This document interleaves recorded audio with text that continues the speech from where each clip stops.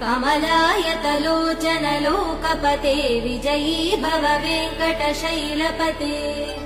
सचतुर्मुख षण्मुख पञ्चमुख प्रमुखाखिल दैवतमौलिमने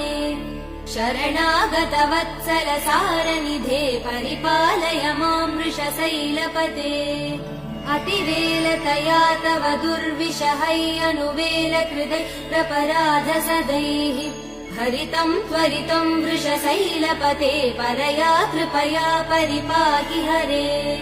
अधिवेङ्कटशैलमुदारमते जनताभिमतादिकदानरतात् परदेवदया गदितान् निगमै कमलादयितान् परं कलये